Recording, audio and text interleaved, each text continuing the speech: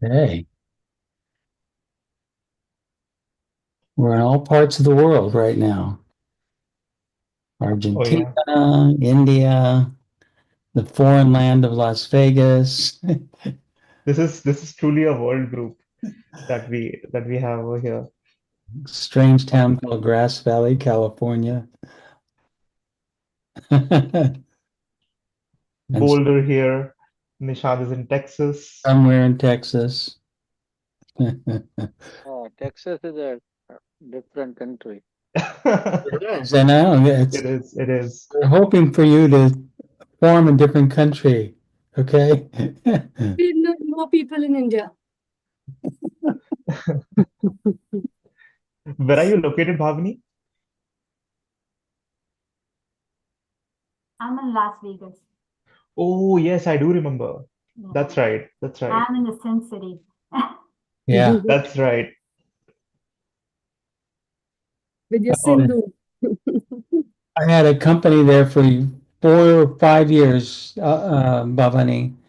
We sold it about a year and a half ago, but I was coming down there a lot. Wow. Yeah. I Oh, remember Bernie, David. You had done this meeting with us from a hotel somewhere in Vegas because I think you had some business yeah. down there. I remember that. Mhm. And strangely, after I joined, it's like I realized most of the people have retired from what they were doing in Vegas. It would have been so nice to catch up. It's like now everyone's retired, relaxing at your home. So, It would have been very nice to say hello. Yeah. One thing that was so much surprising to me was that as soon as I landed at the airport, I entered and I see all the slot machines right there, right? You don't even have to exit the airport. uh, here the Vegas, they just start taking your money right when you step Yeah, out. exactly, exactly. You Right. know, so okay, so we are on uh chapter 3 right now, I think. This week was the week where we went through the practical side of doing the exercise for chapter 3. And actually, for me, I had some very surprising observations. I was very much focused on my teeth clenching thing that I had decided that I was going to do. And I found out that I do it all the time. I can't even count how many times uh, I have been doing and how asleep I am during those moments that I'm doing it. Usually, I would be reading something and I suddenly pay attention from the reading material straight to my teeth. I'm like, oh, I'm doing this again. Really? Oh my gosh. It's I think it was a similar thing for me as well with the facial expression. Because sometimes you don't know you're thinking and you got a scrunched up face without knowing, and every time suddenly you have the reflection of the kids. And one time my daughter told me, "Mommy, why is your face like this?" And it suddenly made me think, and I uh-oh. just smiled that, yep, you caught it and I didn't. So that's, since then it's been going on, to catch the posture, the expressions. So yeah, so many times you just don't know half the faces, or yeah. Yeah. You know, And it's it's Swati had funny. that when she said her daughter, she'd see her mother's facial expression and her daughter would say, well, what did I do wrong this time?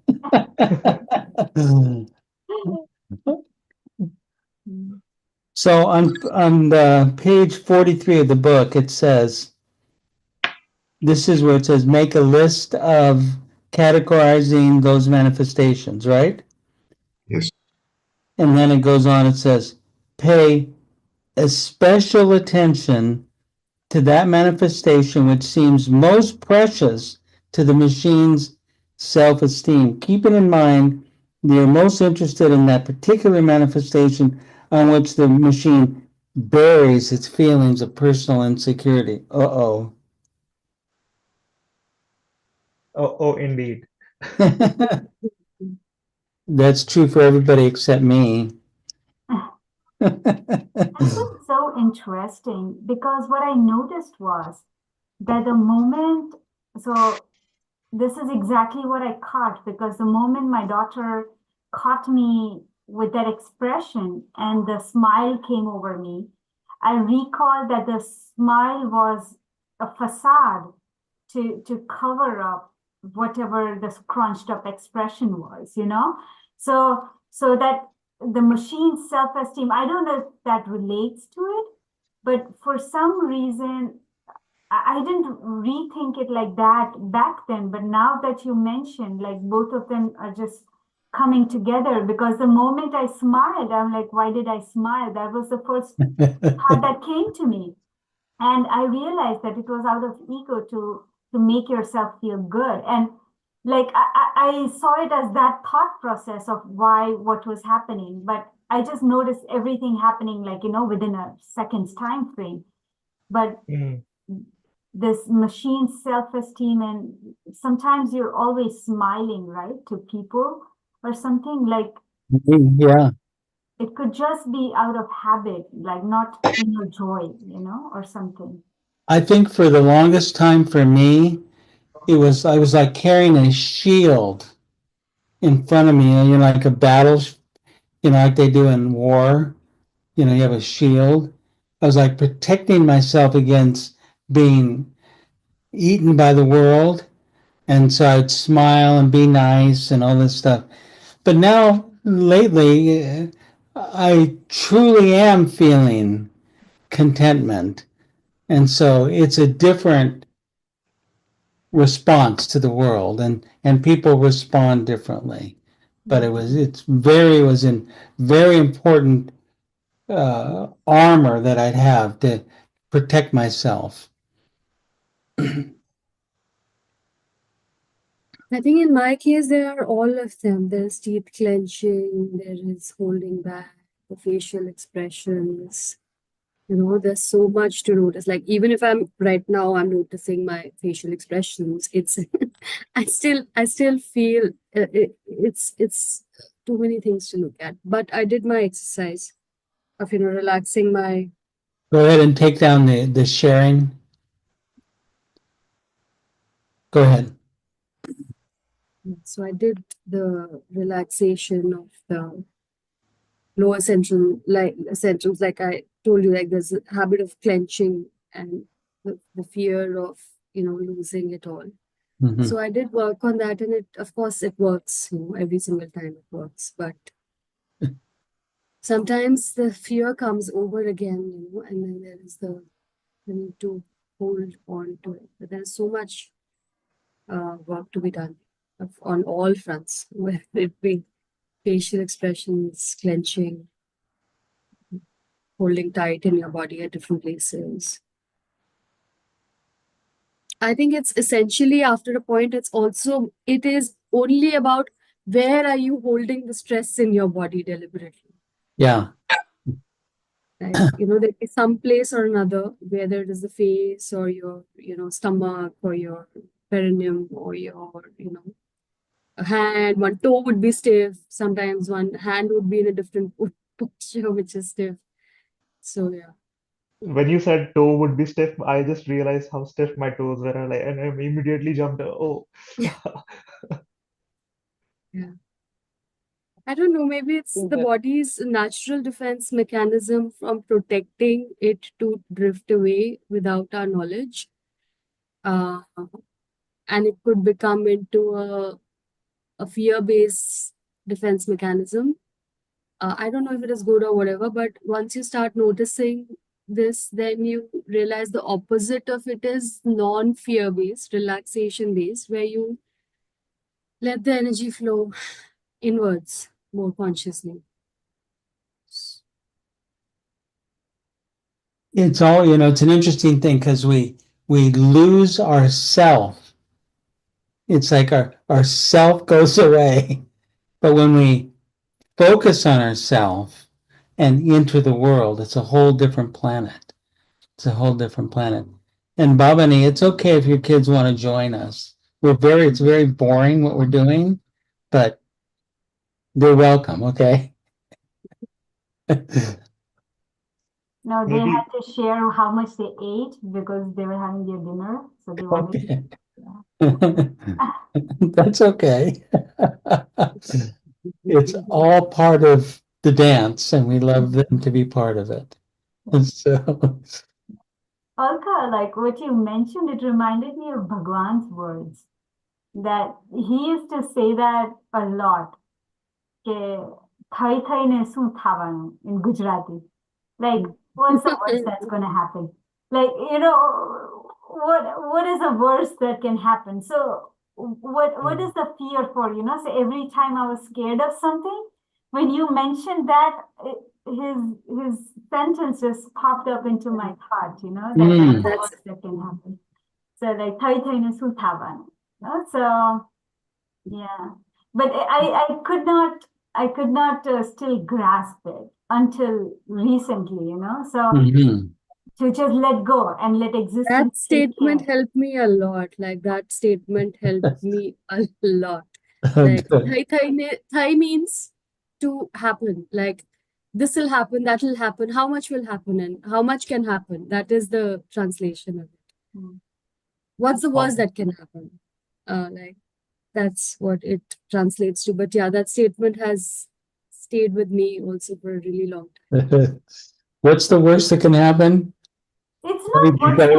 worst. It's Yeah. not what's the worst that can But it's happen. It's like, okay, worse will happen, worse will happen. How much worse will happen? yeah. Like, what is the most what is the most that can happen? Like it's gonna happen, but what is the Like, most even that if can it happen? You, happens Like so much, like, yeah. why is there fear? The message behind it is that if we are attracting fear a lot of times, right? That this will Mhm. happen, that will happen. That's So correct. the way of going about it is to go through it. Like, what is the worst that can happen? If you're so afraid of this will happen, one way of looking at it is that. And the second way of it is just drop the fear, just drop the fear. What is the worst that can happen? So you can take any route. I took both. So, in the chapter, there's a statement that says, somewhere it says, we have to be willing to sacrifice our own suffering, Mm. yeah, that was very interesting. And I think a lot of those commentary that you're saying, Alkan Bhavani, is that we, what is it? Why are we so afraid right now? Because that's like a natural way to be, it's like I don't know, just easy to be there in a certain way. But just without fear, to be in a space, there's a Yeah. certain, Space, because it has I think taken me 3 years to be without fear in the space that I'm in, which is my home. It has taken me 3 years to be without fear in this space. And then the trip for Goa was a great achievement because I wanted to experience, but fear surfaced after 3 days of being alone. When I met the whole group, which is my organization, that's when the fear started surfacing, And it took me a lot of time to settle down after that, like at least 3 days to settle down and calm down after coming back. But my next question is, should I go in situations that scare me and face them more? well, I don't know that that's the best formulation. You're not trying to go into a situation in order to feel fear, but you might go into a situation in order to study Yeah. thing, right? Yeah. This machine, you go, oh, interesting. If you say to yourself at some point, you go, interesting, then you got it. Okay. Then you're grabbing it. And the funny part is that most of the time you don't have to go into that event. That event's gonna happen to you anyway. anyway, yes. Yeah, but sometimes Uh-oh. you also have the tendency Just of just live life. sometimes you also have the tendency of avoiding those events, right? Yeah. Yeah. Yeah. Because, for example, for me, the next challenge is that there is a job that's coming, an offer that's coming to me, which is going to require for me to leave the house, stay in Gurgaon, which is like the other side of the border, and go to office every single day. I'm shit scared. I'm shit scared of even trying that. So you're gonna leave your house, you take the train, right? Or the bus or something? No, I'll have to shift to a different almost city because I'm on one side of the border and that job is at another side of the border. So I'll have to relocate Wow, uh, okay. if I take that. Mm. Yeah. So what do people suggest here? So let's say that financially, career-wise, it's a good move for you. Okay. You say, yeah, it's a good move and it's going to be a hassle, but I can do it. I can actually move there, you know. I am just telling myself that fuck finance, fuck career progress. Just relax and take situations more slowly and more steadily. So, like for example, I'm going to office once a week now, and now after Goa, I don't know if I'll go next month. Right. So I think that I should go slow and take these things more slowly. But then the fear comes that if you keep planning it, it may never happen. That's right. Monkey mind just grabs this. But if you just do it, that's a stance of courage to begin with. So let's say you go there and you're in this other office. You probably don't know many of the people there, right? In that office. So The new one or the old one? the new one, the one that you're going to go to if you take Yeah. this job. Yeah. So you're going to go there. And I have the exact same thing that you do, by the way. The same thing happens to me. And so you go there, you're going to go there, and you're going to, you're looking like, how do I actually get there, right? Like, do I take this bus, and do I walk or whatever? So now you go into the office, and that's the doorway exercise, right? That's the first thing. So you open the door, and now you're in a different space. Okay, I'm in this Bardo space now. What's it look like? And then someone says to you, oh, you must be Oka. Okay, your desk is over there. You hurry up and settle down because there's a meeting right away. And you're going, or you're going, wow, that's interesting that this space has those characteristics. What color is this space? And you'll notice that spaces have a general color, and it may change from day to day. It may be yellow, red, blue, whatever. And that's a Bardo indication of where you are. And so you're walking through the space and all this stuff is happening. But as a voyager, you're just one step at a time. And you're exploring. And you go, oh, see that? That's interesting. Okay, that's the big boss. All right. Fascinating. Maybe you come back to your desk and you take your little notebook out and you put notes in there and you go, okay, da da da da da. Boy, that was interesting. Because they're also asking you to go there too, aren't they? They're suggesting that you go. Why would they suggest that you go?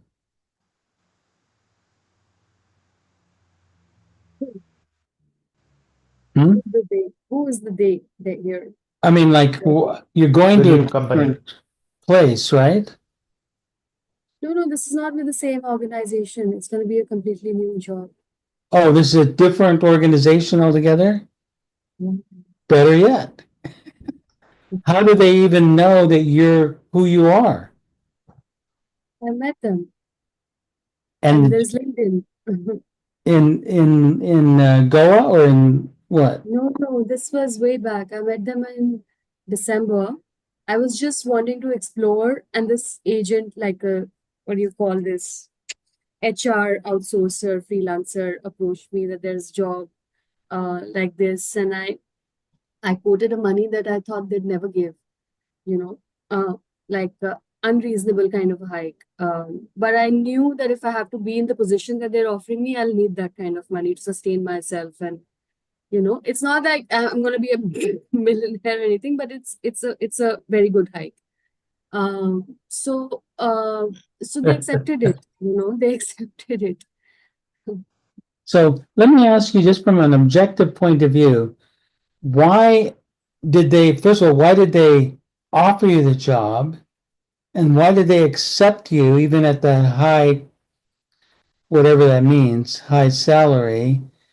They're accepting you for that. Why would they do that? Well, they need someone to take on that responsibility. Someone, well, Second, they didn't call me. well, there's a serious dearth. To be very practical, there's a serious dearth of good resources in our industry, especially in the concept space. So it's rare to get good people. And are you saying then you're a good people that they got? Mhm. Exactly, right? So in their mind, they're saying, I don't know who she is, but she looks like she really understands the conceptualization process. She's smart, she's active, she's alive. We want her, and we're willing to pay this high amount because she does seem to have that skill set. From Or their that mindset, because the they ask. mindset. That's right. Well, same thing. It's, so from an objective point of view, they're evaluating you from out here. In your mind, you have an idea of what you think they think of you, right? All you know is I don't know how far it is, all this stuff, okay, the other border. And all I'm saying is that they were attracted to some quality. So in their mind, they want that quality. Okay? So I think it's a fascinating opportunity. I mean, yeah, not easy to move. It's hard. Everything's hard. Life is hard. I want to go back to the fear thing that we were talking about. I remember I was watching this documentary or something, or it was a YouTube video, but it talked about how the survival thing is like at the center, the fear of death, and then you have circles that it has different branches that it goes into. It can be social, it can be personal, but then it all corrects back to this fear of dying, which is which is pro which is like a built-in feature of Absolutely the machine. that. So I'm born a Mexican in a country of white Christian power, right? So I learned early on, and my mother was very pleased to teach me, always be afraid. Because they're gonna Mothers always teach that, don't they? Their only job in life is to instill fear in you. be afraid. There's no reason. You're gonna get run over, killed, shot, something. So I'm going through life like this, and then I realize maybe I'm not going to get eaten by that tiger, that lion, or that bear, right? And gradually, after many, many, many, many years, it's different for me now. It's different. Now I go into, I think I told you that I'm the president of the board of Hospice of the Foothills. Hospice is our organization here. It's a big hospice, and I'm sitting in a room with doctors, with nurse administrator, hospital administrators, people who are professional like Nishant, right? They're professional medical people. I don't have that background at all. Well, I've been the president now for 2 years, 2.5 years. Well, I'm finding my feet now. I'm getting more bold because what did Bhagwan say again? What was the comment? What's the worst that can happen? What's the worst that can happen? And now in November or end of October, beginning of November, I'm going to give a talk in front of 200 of the biggest donors of our county here. And guess what? 95% of the people in this county are white, conservative, etc., right? I'm going to be standing on a stage talking to 250 people or so. And I'm going to speak specifically about the concept of compassion. That's where I have found myself, That's beautiful. right? So fear would keep me away from that, but I've walked into it and now I'm experimenting more and more with different things. I mean, I'm all the way on another end of what hospice care can be. Compassion, a period of reflection, so that the person can reflect on themselves. I'm starting to have a lot of fun now. That's amazing. Yeah. Nice. Because, fear is like compassion is the step above. So when you're actually in that space, then fear can no longer take grip of you. But what's the worst that can happen? I agree, but I'm going to say it. I'm compelled to say it because I have compassion and love for all these patients that we deal with. That's so much. I could not have been there even 5 years ago. I would not have been able to do that. I would have been too locked in my fear of being, brown skinned Mexican and just wanting approval. But then the opportunity opens up. I took it. Now I'm very good at the meetings. It's like a symphony. It's quite beautiful but I bring in everybody's skill sets, including the doctors who, they already know everything. So it's nothing to say to a doctor. It's an unusual group. Couple things, David. One is, hospice care is not much about medical, because at that point you are treating the symptoms, not the disease. So there is not much diagnosis and workup needed at that point of time. Compassion and yes, healing, that attitude is more important. So yes, I mean, we don't have much to do at that point, like from a medical standpoint. No, you're 100% right.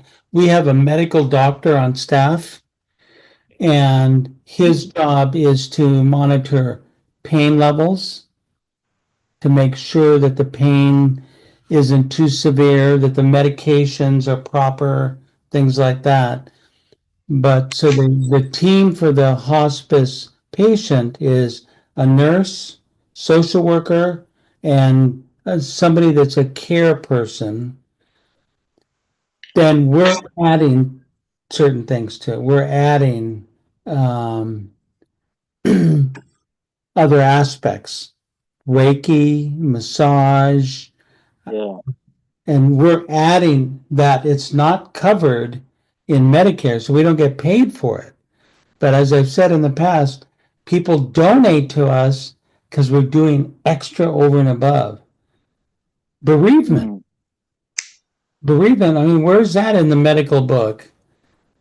There are people who study that, by the way, neurologists. But I mean, The other thing, yeah, no, go ahead. Yeah. no, you. No, the other thing I wanted to, share is long time back I was reading Osho's book and somebody asked him that, oh, I'm so afraid, that I'm going to lose this and that if I do go too much deep into meditation.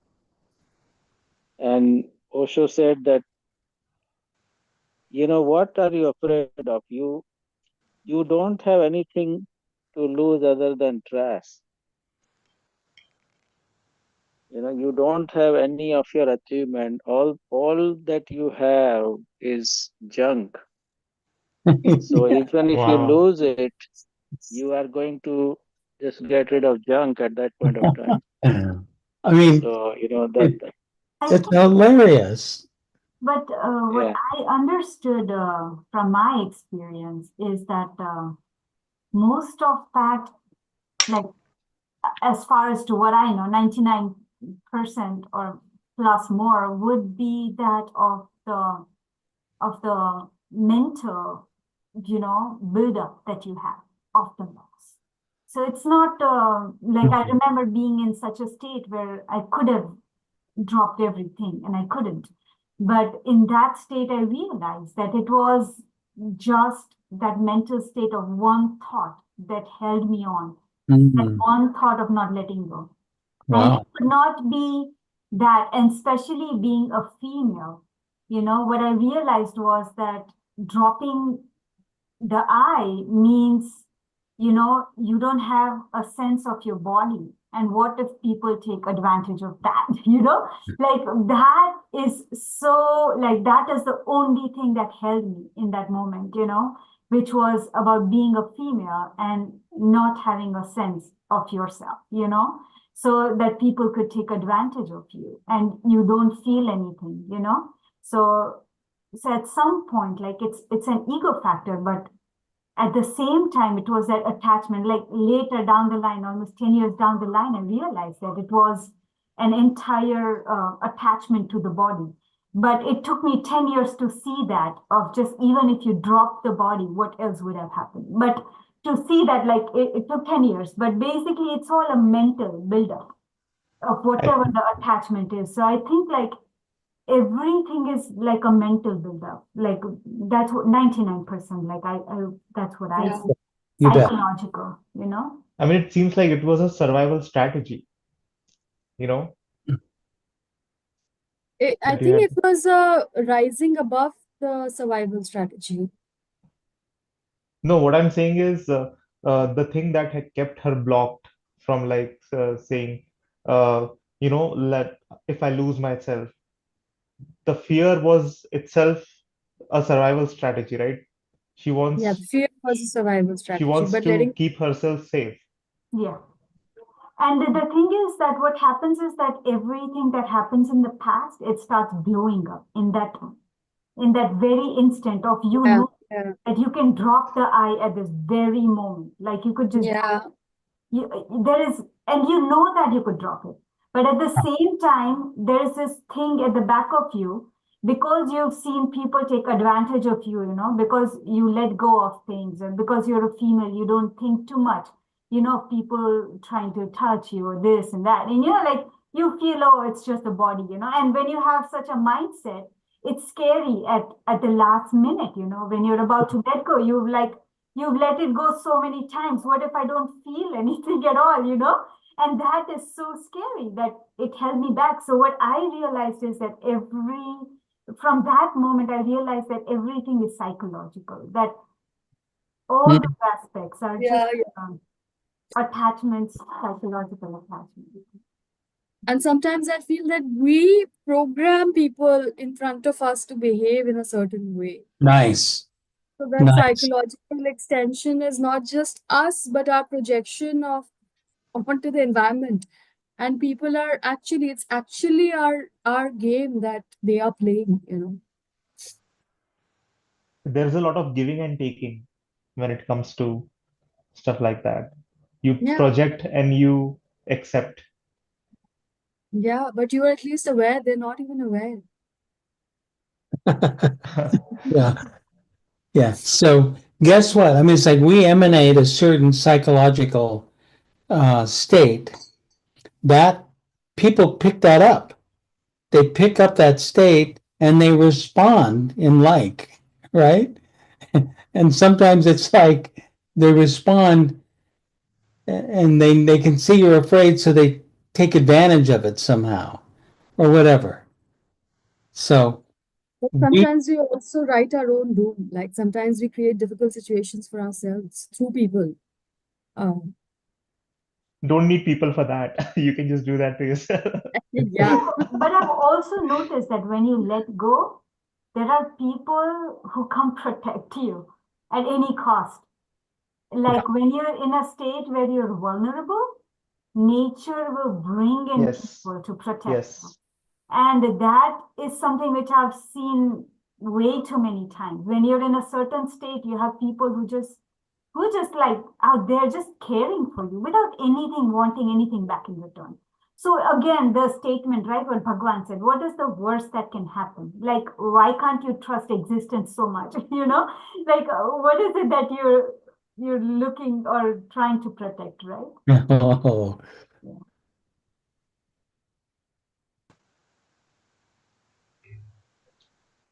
So, in this chapter, EJ talked about two ways of examining yeah. the machine. One he talked about was the crocodile approach, and then the other part was you being an actor trying to Mhm. examine the character. So what are uh, like what is the difference? Huge. That's what it is. So one Yeah. is a go ahead, Nishant, please. No. Like I think the crocodile you just are trying to watch, the actor you are trying to act Mm. the way you have been acting. Is that right, Yeah. David? Well, So the crocodile is the scientific listing of all your mechanicality. Okay, 1, 2, 3, and that's so you're cataloging everything. The actor notices a particular mechanicality, and it says, "Okay, I'm going to go into that and penetrate it, and now I'm going to act. I'm going to duplicate it." Okay. Voluntarize it. I'm going to start with voluntarizing, but when I duplicate it, I bring in the sensing mechanism. What does it feel like? What are my thoughts? What are the da da da? So you're bringing in the whole thing and you act it out.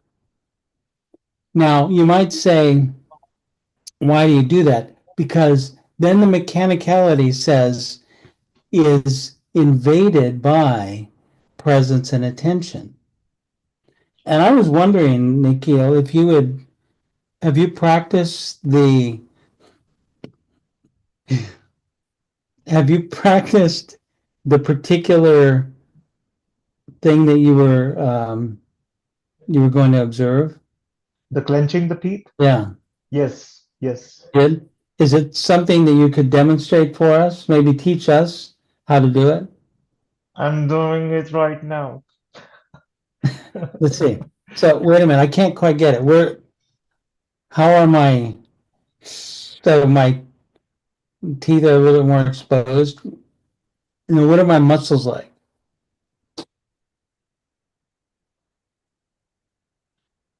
I Yeah, mostly feel my jaws. your jaw? Yeah, I'm mostly feeling my jaws and the tension here, like that. Uh, that's the first sensation that I experience, the most dominating sensation Are there any sensations of these muscles these of my muscles. forehead. or these? Mostly it goes to the temple, right? Like Yeah, it yeah, it goes from comes to here to this the part. temple. Yeah. I think There's it's the whole face. I think it's the whole face that That's shifts. too much, too much generality. There's something like 147 muscles in the face. I mean, they know, the doctors know. To me, it's the back of the head of the left.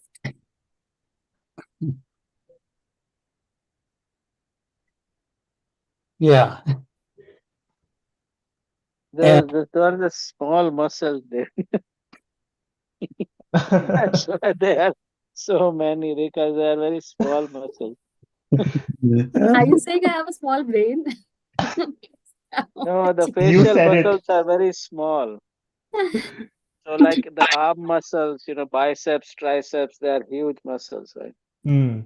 Facial muscles are small muscles. That's why, because we have different expressions and different muscles get contracted involuntarily based on what emotional or mental reaction we have. Yeah. So yeah, these are all smaller muscles. That's why there are so many. There are people that practice particular kinds of smiles by invoking this particular muscle and this particular muscle. They know how to do that. It's like there's a guy in Washington who's like an expert at this. And I can't remember his name right now, but I think a lot of actors will agree with you on that they can just so you know Michelle, we're just trying to learn how to clench our teeth, okay? So what else? Like, or what about your eyes?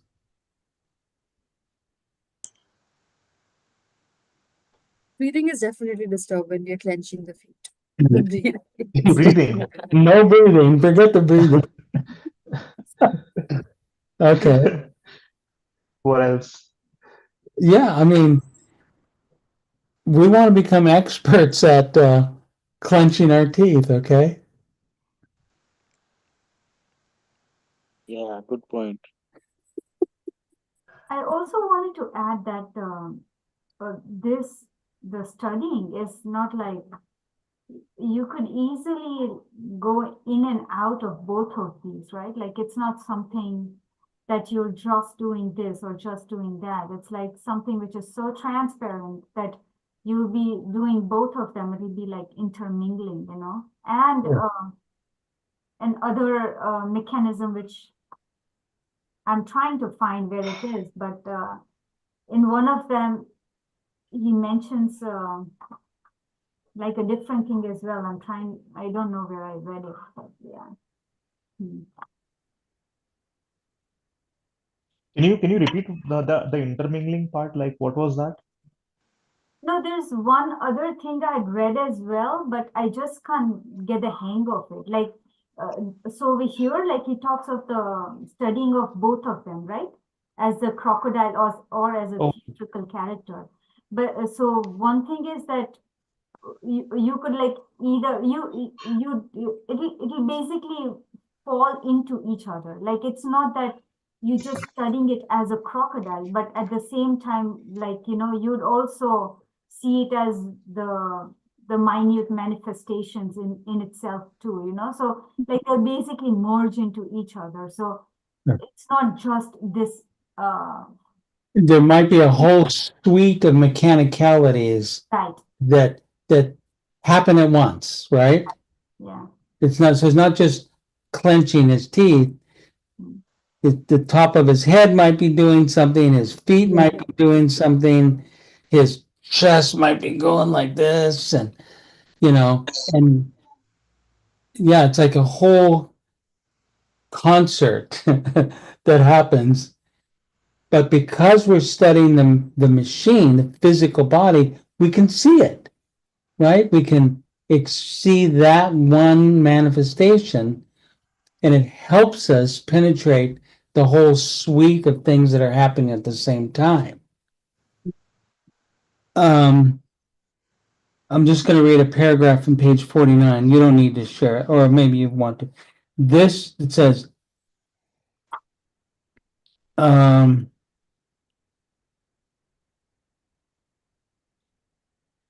it will appear ridiculous to you to even concern yourself with such a trifle. But to others who know you, it is not at all insignificant. Just by describing this one little feature, you could easily be identified. And we talked about someone who does mimicry or impressions. This little manifestation, as small as unimportant as it is, nevertheless appears many thousands of times each day and is your most customary posture, taken as a fulcrum to give us a leverage for the observation of the human biological machine. It is called the chief weakness. So, no matter how small it is, if we take it objectively as the Voyager studying it, you can see this is the chief weakness manifesting somehow. And I even like this para on page 39, which he kind of sums it up. That the last one, which says, often we slyly express these mental centrum emotions as indirect forms of negativity by dropping subtle hints in word, gesture, posture, and facial mask expressions about our insignificant little personal tragedies of life. Like the way he puts it is so amazing. He sums up like everything in just one sentence. Nice. Yeah. Yeah. Mm.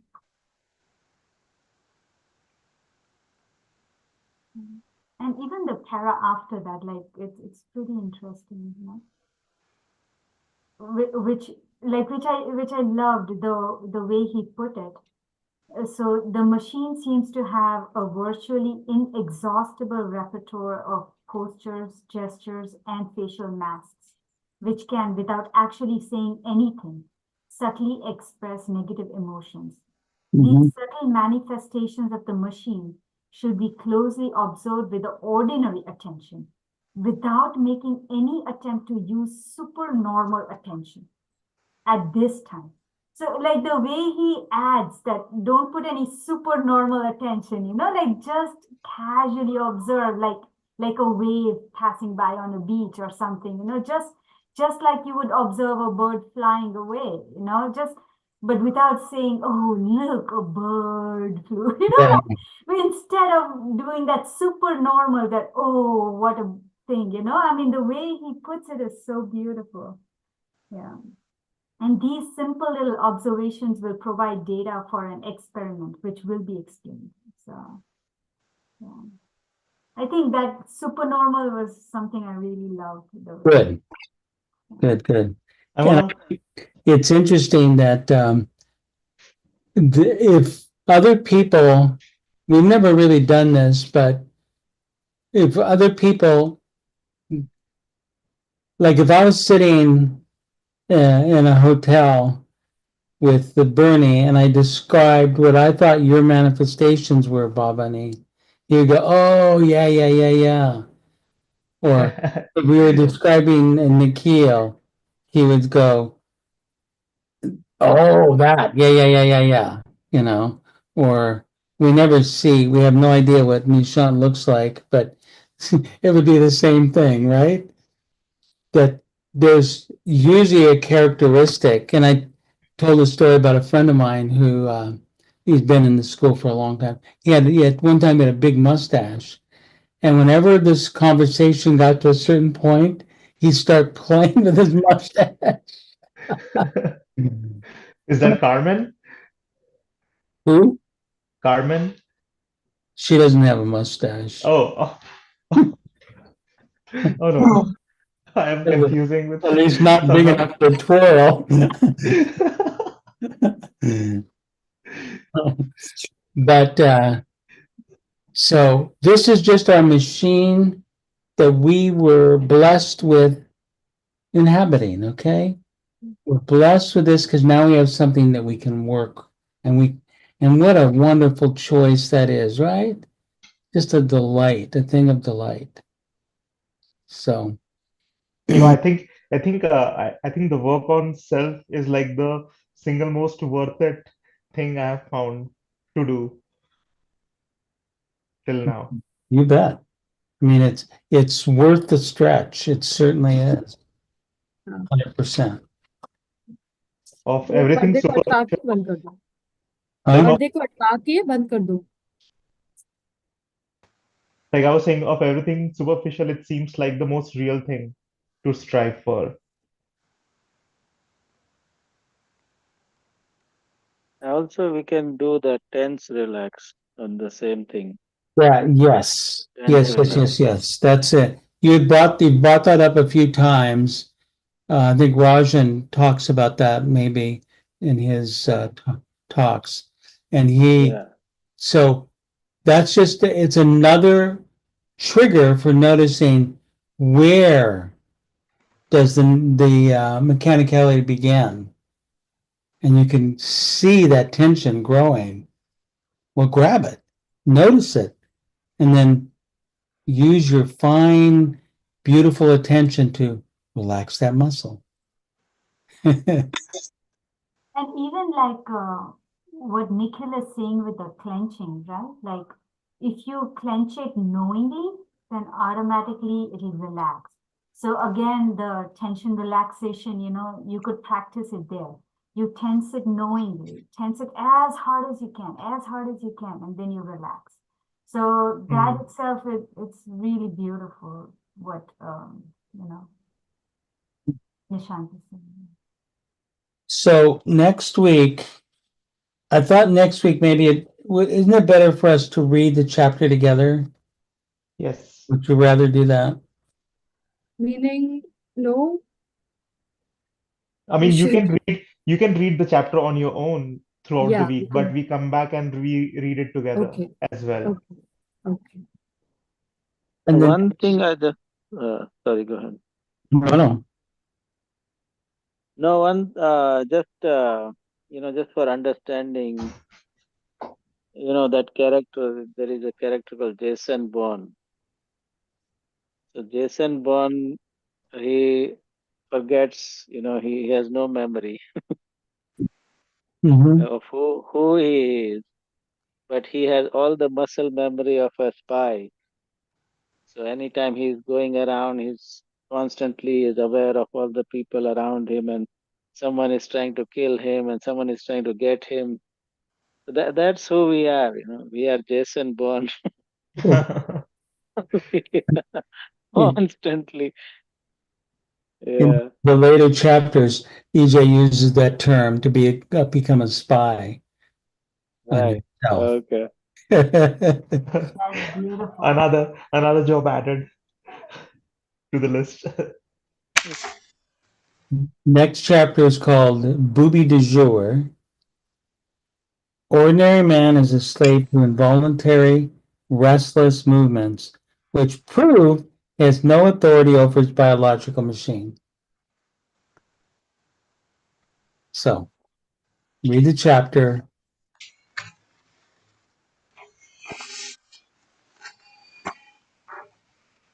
Thank you. Yeah. Hi. Hi.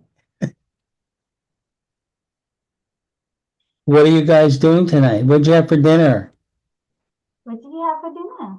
Did you eat dinner? Pancake. Pancakes. Oh wow. You're lucky you get to eat pancakes at I dinner. want pancakes. There was noodles and rice, but he didn't want to eat it. So he's got a sore throat, so anything he eats is spicy for him. So I had to Ah. make pancake for him. Yeah. That happens. Yeah. That happens to me sometimes. Do you know any good jokes? Daniel's a good joke. You want to say a joke? What kind of key does not lock a door? What? Monkey. What is it? What Monkey. kind of key does not lock a door? A Um, monkey. A monkey. I'm going to add that one to my joke list. Thank you. That is really good. cute you guys are so cute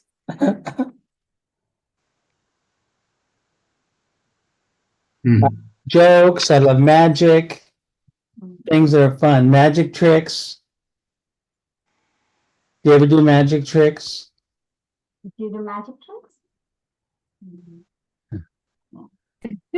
We do it to them. Oh, they don't know how the chocolate vanishes from our hand. Ooh, Now they do. it was magic. So, Yeah, you know what?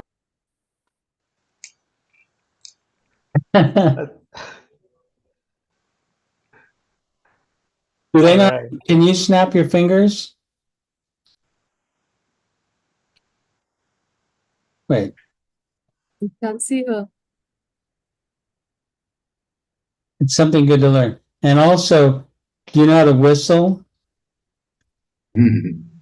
I still want to learn. Haven't learned yet. Yeah. There you go. Bam! You got it.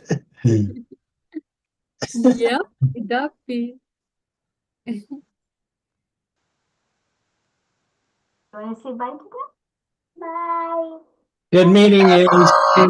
Have fun. Bye bye. Bye Well, bye. all right. Let's meet next Monday. We look Okay. forward to seeing everybody next Monday. Good night. Bye bye. Bye. Good night, Bernie. Take care.